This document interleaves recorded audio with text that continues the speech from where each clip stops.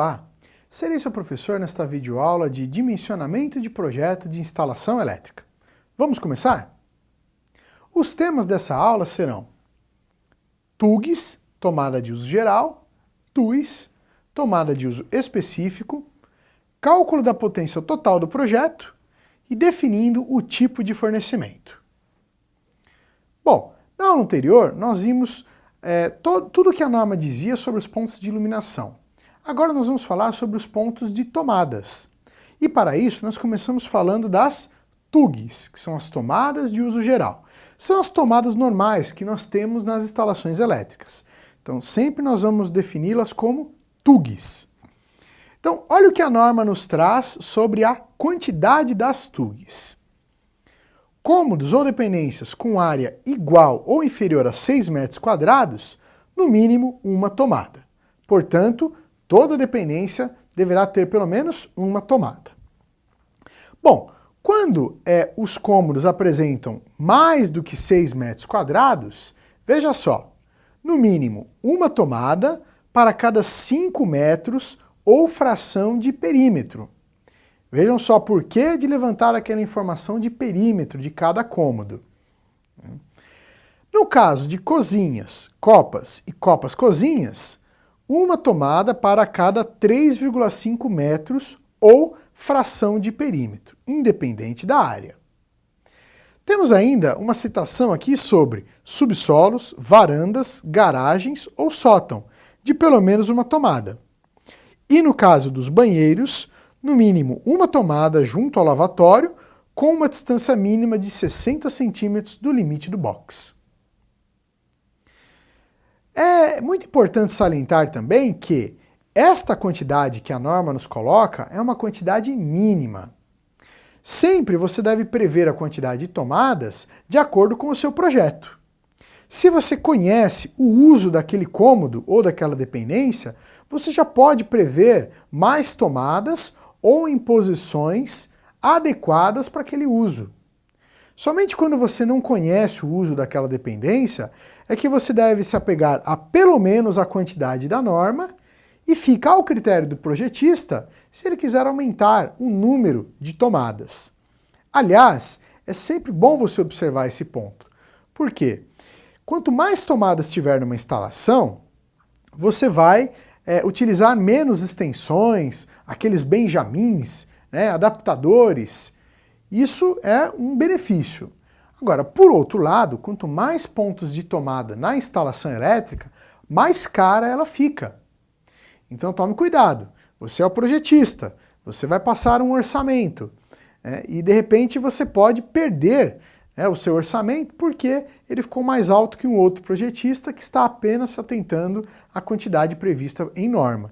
Então é muito importante você apresentar isso para quem está te contratando, se ele deseja a quantidade mínima estabelecida pela norma ou se você pode prever alguns pontos a mais de tomadas.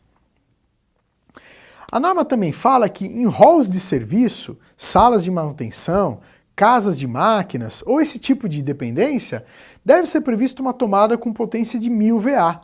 Isso porque é muito comum que nesse tipo de dependência utilize-se ferramentas elétricas que consumam pelo menos esta potência. Agora nós vamos nos atentar às potências das tomadas de uso geral. E veja o que fala a norma. Para o caso de banheiros, cozinhas, copas, copas-cozinhas, áreas de serviço, lavanderias e locais semelhantes, atribuir no mínimo 600 VA por tomada nas primeiras 3 tomadas e atribuir 100 VA para as tomadas excedentes.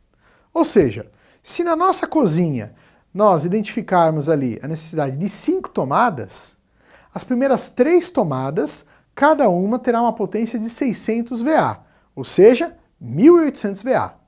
E as outras 2 tomadas, nós vamos estabelecer 100 VA para cada uma, mais 200 VA.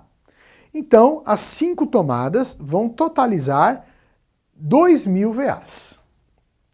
E no caso dos demais cômodos ou dependências, nós vamos atribuir no mínimo 100 VA por tomada. Agora vamos falar das TUIs, que são as tomadas de uso específico. Nesse caso, são pontos de tomada onde nós vamos conectar equipamentos eletroeletrônicos que estejam fixos. Ou seja, aquela tomada será específica para o uso daquele equipamento.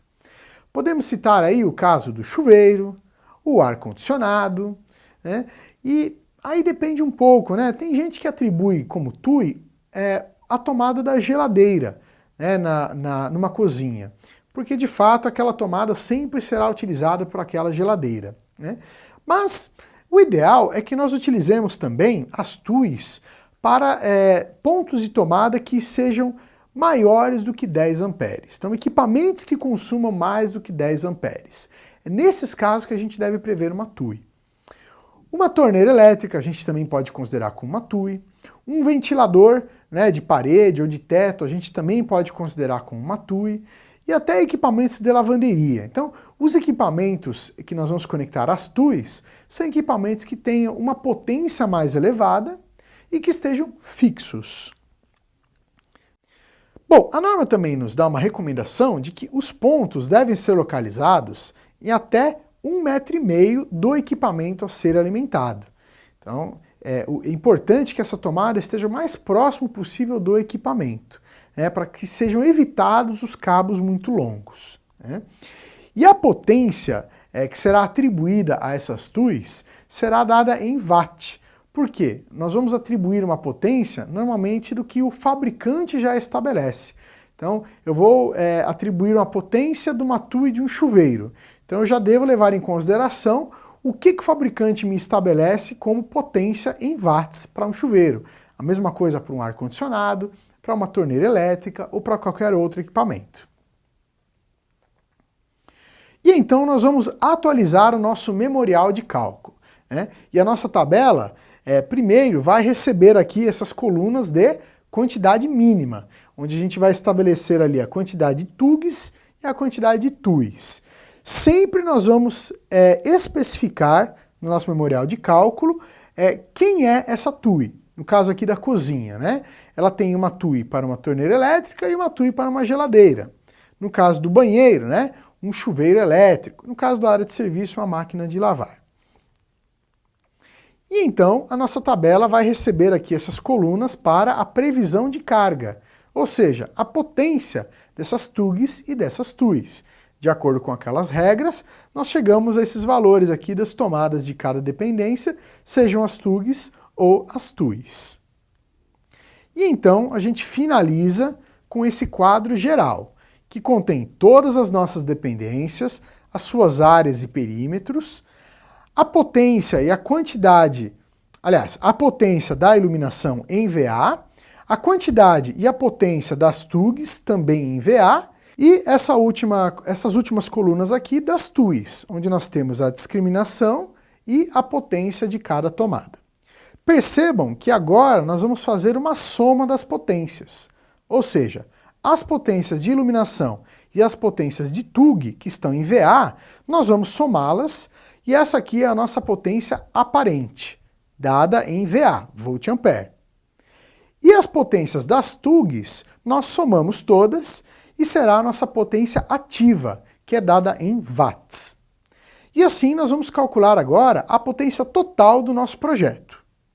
Para isso, a norma vai dizer o seguinte: para a potência de iluminação, nós vamos pegar essa potência aparente, que é dada em VA, vamos adotar um fator de potência igual a 1 e multiplicar a potência aparente.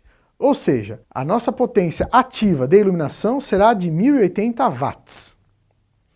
E agora vamos calcular a potência das TUGs. Nós tínhamos uma potência aparente de 6.900 VA, e a norma diz que nós vamos adotar um fator de potência igual a 0,8. Então, a essa potência aparente, multiplicado pelo fator de potência 0,8, nós teremos a potência ativa de 5.520 watts. Então agora nós vamos fazer o cálculo geral da potência do nosso projeto.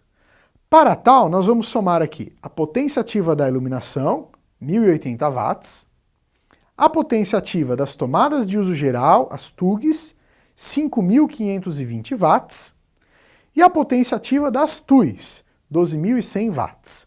Somando tudo isso, a potência ativa total do nosso projeto é de 18.700 watts. Qual é a importância do cálculo dessa potência total ativa?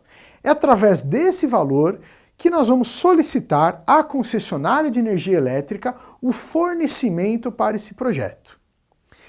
Agora, cada concessionária vai estabelecer uma faixa de valores.